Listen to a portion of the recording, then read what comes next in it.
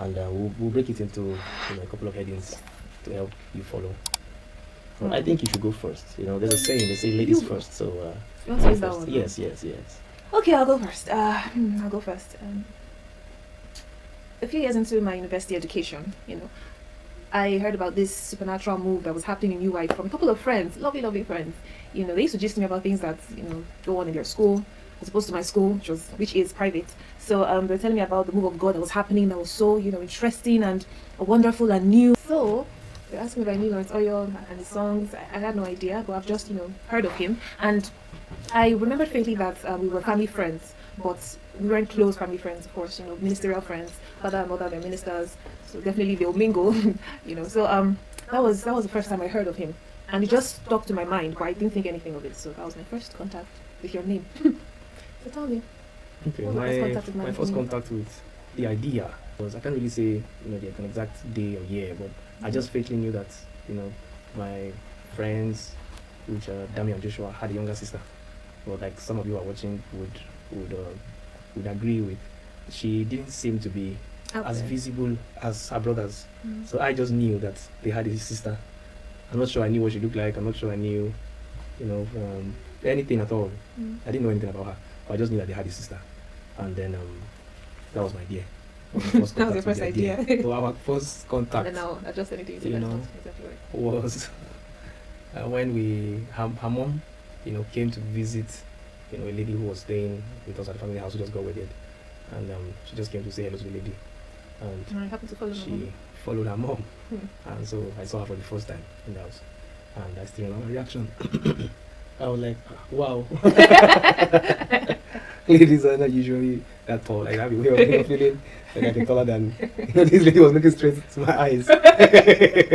So I didn't know when it came out, like, wow, you're tall. That was the first thing I said, like, wow, you're tall. I remember. And it was just fascinating. Okay, finally, the younger sister of, my friends. She didn't come in anything, prepared to see any guests. She was wearing, wearing something like something you can just like house dress simply. House dress. So it was just, very interesting. I'll say from my view, you say from your So she just came in like hurriedly, like mommy wanted her to come in and just greet, and then she was done, and then she left, and that was it. That was my. Go ahead. Okay, so at that time we were preparing for, youth service course, preparing for NYC. So that morning we were to go shopping to buy some few necessities. I had no idea that we're visiting anybody. I had no idea. So we got into the car. I literally remember that morning. I just wore something very hurriedly, got into the car, and then we took off. On the way, Mom said, "Let me branch. The branch where? Let me branch visit my friends, Ile Oyo." I thought I didn't hear well because that was my first contact. First time meeting Mommy and Daddy Oyo. So I felt that I'm not dressed, the way you dress, the way you be addressed. I'm not dressed to be addressed rightly. So I was like, God, I just said, I will not be around. I didn't think of, I didn't think of him or his brother. I just got, I'm serious. So when we came in, we really didn't see anyone. They said everyone had gone out. I was actually happy. My mind, how are you? Congratulations, I was about to leave. I actually got down, to also greet her, even before she told me to get down, I actually got down to visit to greet. Okay, how are you? Congratulations, happy for you. And then he just came out of nowhere. I said, oh my God, I thought nobody would be around. And it happened to be Lawrence Oyor. So I was very calm. I was very collected. And the first thing he said was, wow, you're tall. And I said, yes, I know. So we said, how is Dami? How is Joshua? How is everyone? Just, I don't think we exchanged numbers that day. We got our numbers. I don't know how I got your number. I don't know how you got your number. So we just, talked very lightly, heading for NYC, and then we left. That was our first contact. That was it. Yeah, so somebody, I believe it was him or it's probably his twin brother, I'm not sure, added me up to a WhatsApp group chat for Davidic Minstrels. So I was a participant, I didn't say a word because I was just there. Then they dropped a particular song, May Not Be Heard, the praying version. I think that was over 20 minutes long. 18 minutes. 18 minutes long. And I heard that, I cannot forget the night I heard it. I can still remember that night. It was such a very powerful song. And it was so beautiful and so charged that I just couldn't help myself. I picked up my phone and I chatted him up. And I said, this is a very powerful weapon against the enemy. I blessed him on my phone. And I said, God bless you. And he said, wow, thank you for the encouragement. Thank you so much. I think you gave me 2 thumbs up or something. 2 emoji thumbs up. Or I can't remember. So I just said, you're welcome. I was thumbs up in my wife. I just said, you're welcome. And that was it. No further conversation. No further dialogue. So yes, I apparently chatted him up first. I chatted you. Technically. I apparently did. Without expecting anything. I just blessed you. So I blessed you first. She was really moved. Yeah, I was really moved. I just had to bless him. Reached out to say it was wonderful. Just encouraged. Just encouraged you, and that was it. Yeah. So, yeah. And so I took note of that. I said, You did? I like this encouragement. It's like, okay, I'm just joking. So, Yeah. So that was part of my first contact with him. yeah. So I think that was one of the major times your person registered, in my head. And look at me forgetting the major thing that led me. I was on Instagram. I was wondering where you would say it. I was on Hey, Instagram. God. And so the idea of just me had been, just in my head somewhere. I didn't think she was, gang gang, like that, So I thinking God. I'm very carnal now. Yeah, I'm carnal. Just Yeah, see it. I didn't think she was, I wasn't thinking in that direction at all, sincerely. Until one day, I was on Instagram, and I was, her picture came on my timeline. Brothers, take note. Anything can happen. And I saw her picture. God. I said, yeah, she's fine now. I still Wow. remember. I still remember my thoughts. I was like, the girl is fine. What is wrong with me? What have I been doing? Wow. Sincerely, that was one of the major things. I was like, no. The earlier the better before anything happens. I was like, this baby is very fine. I assume other things are okay. She's beautiful. I like what I'm seeing. Check through other pictures to be sure that this is not a mistake. No filters. I said, this baby is fine now. So the thought registered in my heart that it would be a good idea, and it just kept on growing in my heart. So the stage I was in, the period when we met, I just finished my university education, preparing for NYSC. I was at that stage where I was asking God, okay, God, what's next? What's next? What is in this place for me? Because we just found out I was posted to Kebbi State. It was a very new land. Never been to the north before. Always in care and custody of my parents. So I was like, God, what exactly are you doing? And before then, I attended, Manzan's retreats. And at that point, at that retreat, I was actually broken. I felt God's hand was really heavy upon me, and it made me question a lot of things about my life, about what I want to do in the future. It just brought reality to me that from now, what is the next step for you? Do you want to keep going, with the norm, how everything is going, or you want something more, you want something different? So it was at that retreat that I actually surrendered. And the retreat was, I think it happened November to December, and I went to serve January. So at that retreat, I was broken. I gave everything to God. I literally remember my journal, and I was writing my heart out to God. I, related with the biblical character of David, who was a man after God's own heart. So I was just I tried to position myself in that character, and I was, telling God, I'm your David. I'm here, whatever you want me to do, wherever you want me to go. I didn't think it would be Kebbi though, but wherever you want me to go, no problem. I was just at that stage where I was like, God, here I was. So that was the stage I was in spiritually. Mentally, marriage was not anywhere close to my head. It was the last thing in my mind, totally, it was the last thing in my mind. It wasn't in my view at all. So physically speaking, yes, I was getting ready for NYSC. Academically, just finished university, said that already. So that was basically where I was. So where were you at that point, at the stage for when we met? Yeah.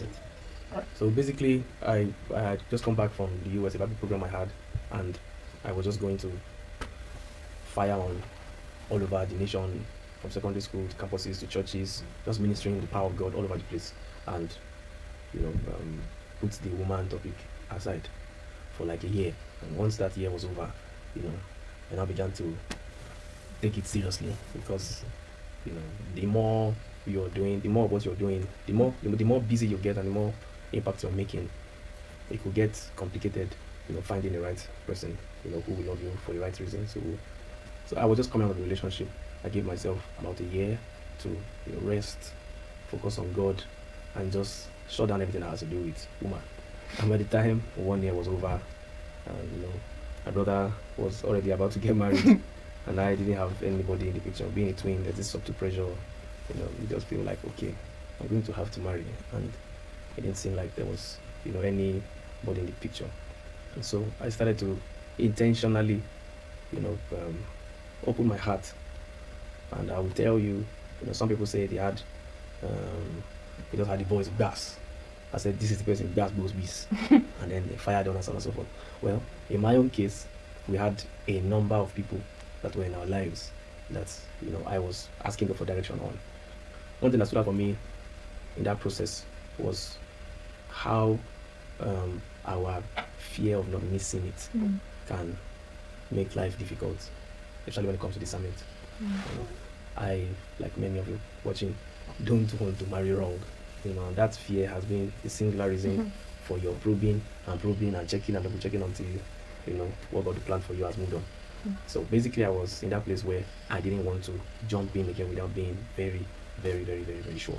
and this time around, I am going to marry the person. So there's no. So basically, that's where I was, and I was praying to God, to show me of these people that are around me, who am I going to settle down with? And I began to write a list of the relax, not names. I wrote a list of, because God led me to. I wrote a list of the different things that I wanted in my wife, in order of priority. And among the list was somebody that I will like physically. I should emphasize that. Somebody that I will look at and, I'll find really attractive. And that's 1, 2. I mean, of course, number 1, to help those of you with very, very spiritual minds. But I'm not joking about that at all. I was not going to play with that. I really wanted to like my wife. Okay, so they were wonderful people around me, really wonderful ladies, that were around me in the course of doing ministry. And I was really, really getting, confused, because you can only marry one wife. And so you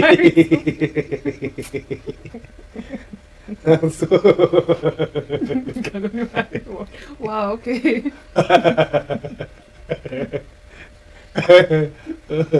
So, and that one wife you marry has to be the right wife, because you're going to marry her and be with her for a very, very long time. So that's a decision that you really have to take your time to make. That's where I was. Now, for believers, I want to believe, for those who were raised the way I was raised and the way she was raised, when you say how we met, you're talking about how we got engaged, because your first contact or your first intentional statement was towards marriage automatically. Once I'm reaching out to you, and I'm constantly reaching out to you, it means I want to marry you. I'm not trying to go out with you. I'm not as interested in what we use date, or if I am chatting you up, and I'm telling you I like you, it's because I have plans to marry you. So on that note, the first thing that I had on my heart, or what led up to this list, because I had to write a list. What led up to this list was because we were already confused because of the number of people that were around us, and I wanted to make a decision and move on with the matter of marriage. And upon writing that list, my first item was capacity, because of the kind of ministry I'm running, my personality, and my dealings, my peculiar dealings. I knew that whoever I'm going to settle down with has to be somebody with capacity. And they say that the fruit does not fall far from the tree. I remember saying these words when I sat with my in-laws, my wife's parents, for the first time, because they asked me, why are you asking me, Lawrence? Why are you asking me? I remember that his voice.